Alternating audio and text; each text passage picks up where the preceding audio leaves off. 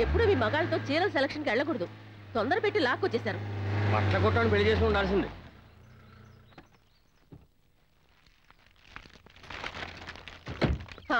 ఎందుకంటే గట్టిగా వేస్తారు, కాస్త మెల్లగా వేసి. బాబు సొమ్మేదో తగలేసినట్టు. చాలు చాలే పదండి. 40 ఏళ్ళు వస్తే కుక్క బుద్ధి వస్తుందంటారు. నేను మీ ఇంటికేమి ఒట్టి చేతులతో రాలేదు. ఆ కాలంలోనే 50 ఎకరాల పొలంతోనూ 100 కాసులు బంగారంతో వచ్చాను. మా మేనత్త కూతురు చేసుకుని ఉంటే 100 ఎకరాల ఆశాలు అయి ఉండేవాడిని. కారులోనే పుట్టినట్టు మాట్లాడతావేంటి? నువ్వెవరు? మా ఇంట్లోకి వచ్చి నన్నే ఎవరైనా అడుగుతున్నారేంటి? ముందు మీరెవరో చెప్పండి. మేము ఆ పిల్లతోటి మన గురించి చెబుతావేంటి? చచ్చిపోతున్నాను. ఊరుకోండి. ఎవరు మీరు? అది ఎవరని చెప్పాలి. ఇక్కడ రాజా అనే కుర్రాడు ఉన్నాడా? ఉన్నారు గాని బయటికి వెళ్ళారు. ఏంటి విషయం నాతో చెప్పండి.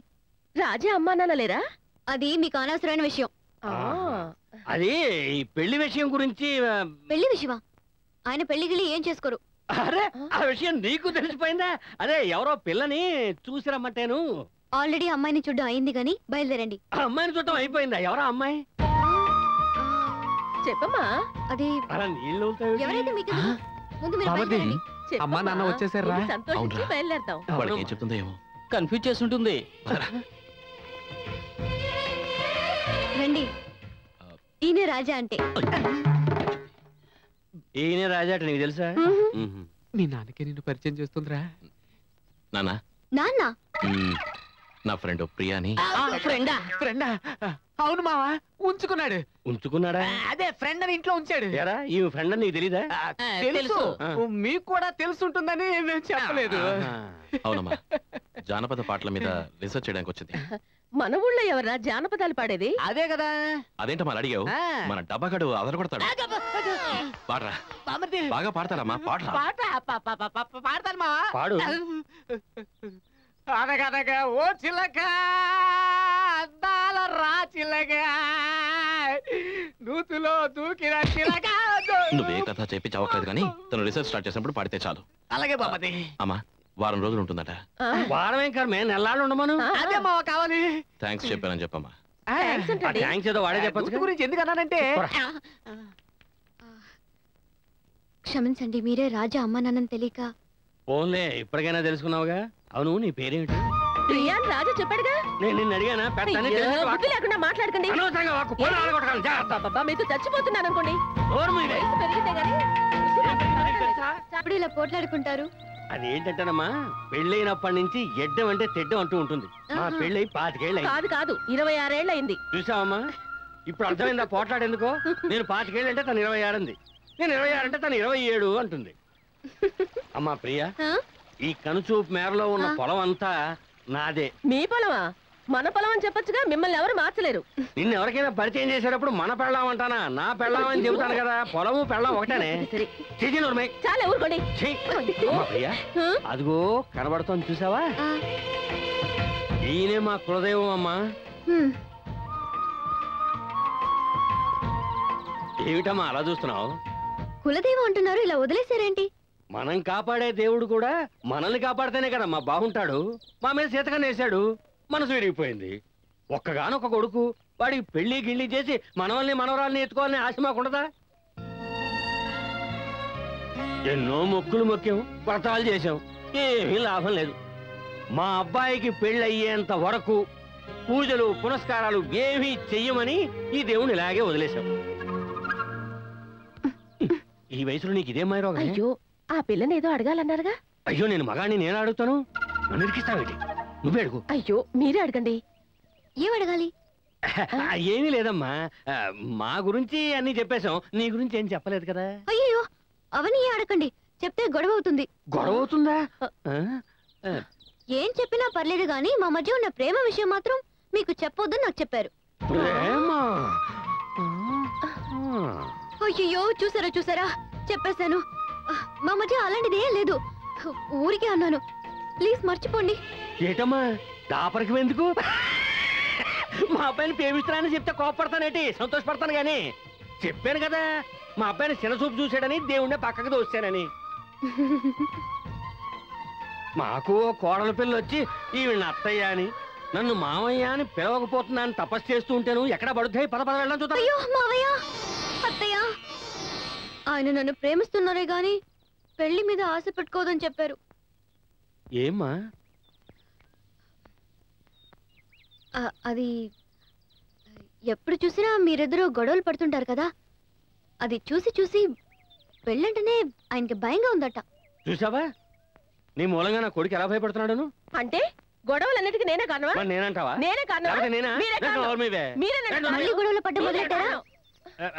లేదమ్మా, ఇక మీదట గొడవలు పడడం కదా. ఎన్నిసార్లు అడిగినా పెళ్లి మాట ఎత్తొద్దన్నారు. అందుకే నేనే బయలుదేరి వచ్చేసాను. ప్రేయసి అని పరిచయం చేస్తారనుకుంటే ఫ్రెండ్ అన్నారు. ఇలా చూడండి, ఇప్పుడు గనక మీరు ఏదైనా అడిగారంటే ఆయన కోపం వస్తుంది. ముందు మీరిద్దరూ తగవలాడుకోవడం మానండి. కొంచెం కొంచెంగా ఆయన మనసు మార్చి ఎలాగైనా సరే ఆయన పెళ్లి చేసుకోవడానికి ఒప్పిస్తాను. నీ ఇష్టమే, మా ఇష్టం అమ్మా. ఇక పైన గొడవలు పడరుగా? ఇక మీద గొడవ పడద్దు. ఇంకెప్పుడు నోరే తెరవను. ఆవలిని తోస్తే నోరు తెరు. మీరున్నారే మళ్ళీ అంతా కోడలు వచ్చిన వేళ విశేషం.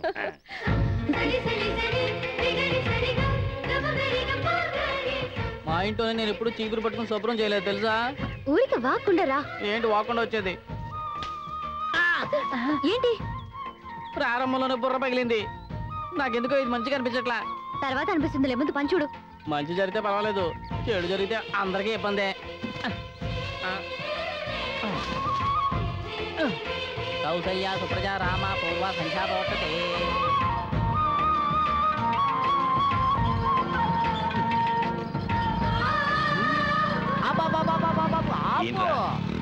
అలా చూడు రాజా, ఆ రోజు మనవాడు ఒక అమ్మాయిని చూసి ఫ్రెండ్ అన్నాడు. ఈ రోజు ఆ ఫ్రెండ్ మనలో ఓ ఫ్రెండ్ని తీసుకెళ్లి గుడి శుభ్రం చేస్తుంది. ఏంటి తనకంత అక్కరా? ఈ గుడి నీకింకా పెళ్లి కాలేదని మీ అమ్మ నాన్న పట్టించుకోకుండా వదిలేసిన గుడి. అదిగో ఆ పక్కనున్నాడే అడ్డగాడిద మన ఫ్రెండ్, ఏడాదికి ఒక్కసారి కూడా స్నానం చేయడు. వాడు ఇంత శ్రద్ధగా ఈ గుడిని శుభ్రం చేస్తున్నాడు అంటే ఇందులో ఏదో తిరకాసుంది. నువ్వు వెళ్ళి తేల్చుకో రాజా, వెళ్ళు. మంచి రోజు చూసి ఏడపోతున్న బలివడమే తరువాయి. అయ్యో అంటే పోతామంట. ఏమిటంతా శుభ్రం చేస్తే నువ్వు తిడుతున్నావు, శుభ్రం చేయకపోతే తను తిడుతుంది. నేను ఎవరి మాట వినాలి? బతిపోయాను. అనవసరమైన విషయాల్లో జోక్యం చేసుకోదని చెప్పాను కదా. అది కాదు మావయ్య. మావయ్య సారీ, మీ నాన్న మీకు పెళ్లి కాలేదన్న కోపంతో ఈ గుడిని పట్టించుకోలేదని చెప్పారు. ఆయన కోరికని దేవుడు పట్టించుకోకుండా పోయిండొచ్చు, కానీ నేను కోరుకుంటే ఖచ్చితంగా మీ పెళ్ళవుతుంది. అందుకే ఈ గుళ్ళోనే కాదు, నువ్వు ఏ గుడికెళ్ళి కోరుకున్నా నువ్వు అనుకున్నది జరగదు.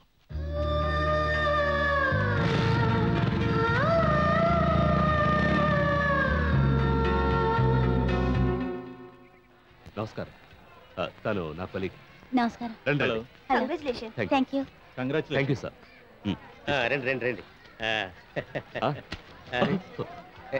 ఏమా కొత్త కొత్త వాళ్ళందరినీ లోన పంపిస్తున్నా? ఎవరాళ్ళు? అదేలుడు, వాళ్ళందరూ మా అబ్బాయి సింగపూర్ ఫ్రెండ్స్. అందుకే రిసెప్షన్ ఇంత గ్రాండ్ గా అరేంజ్ చేసాం.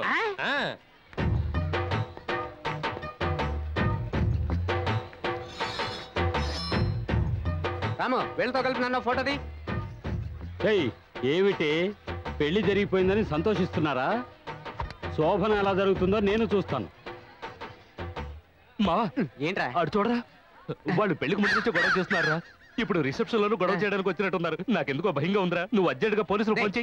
వీళ్ళకి ఎందుకురా పోలీసులు? వాళ్ళు ఎలా పరిగెత్తిస్తాను చూడు. నువ్వేం చేయగలవురా? వాడి చేతులు ఆయుధం ఉంది. అంతకంటే పెద్ద ఆయుధం నా దగ్గర ఉంది. ఏంటి చూస్తావా?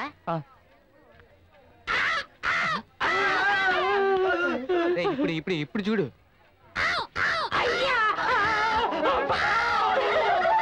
ఆకులంటే వీళ్ళకి ఉత్సవావా? గ్రేట్ రా. ముందు మా ఆవిడ తీసుకోవే. తీసుకోండి. నువ్వు తీసుకో. అయ్యో తీసుకోండి. ఏమిటి, గొడవలు పడితే పడుతూనే ఉంటాం, ప్రేమగా ఉంటే ఉంటూనే ఉంటాం. తీసుకో, పూసుకో, పోసుకోకు. ఏమిటి అదోలో ఉన్నావు? ఎలా సంతోషంగా ఉంటుంది? అందరం కలిసి రావాలనుకున్నాం, మనతో రాజా రాలేదే. వాడు రాకుండా ఎందుకుంటాడమ్మా, తప్పకుండా వస్తాడు. హుషారుగా ఉండు. అది కాదు, ఇక్కడ ఎవరైనా నన్ను ఎవరైనా అడిగితే ఏం చెప్పాలి? ఏ మాత్రం దానికి అంత బాధపడతావు? రాఘవ, రారా రారా రారా రే. ఈ పిల్లవరో తెలుసా? ఎవరు? నా కోడలు.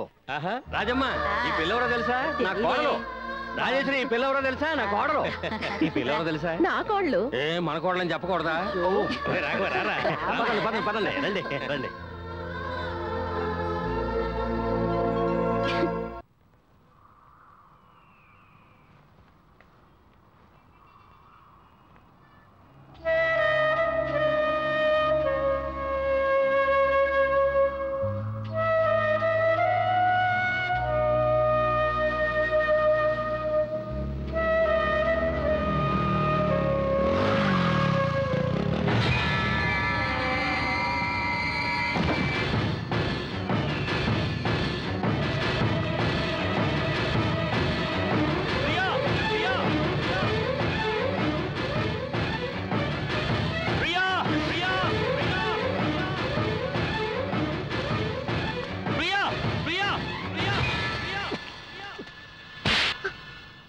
ఏమైంది నీకు?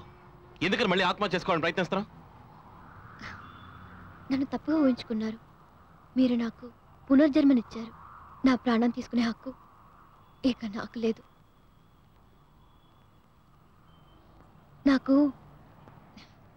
నాకు ఈ చిరుగాలి, మంచు, పువ్వులు ఇవన్నీ చాలా ఇష్టం. ప్రకృతి వరాలైన వాటిని చూస్తుంటే నేను చదివిన కొన్ని కవితలు గుర్తుకొస్తాయి. ఇప్పుడు కూడా ఓ కవిత జ్ఞాపకొస్తుంది. నీ చూపుతో చిగురించే మధుమాసవై మనసు నీ మాటతో రవళించే ఎలకో ఇలై వయస్సు. ఇది మీకలా? ఇది నేను రాసిన కవిత. అవునా? అయ్యో, నేను మీ ఫ్యాన్ని. మీరు రాసిన కవితలన్నీ చదివాను. ఇంకా చెప్పాలంటే బట్టి పట్టేశాను.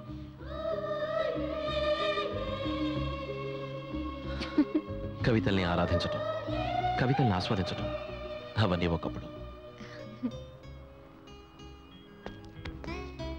ఆ అద్భుతమైన రోజుల్ని నేను మర్చిపోలేకపోయాను.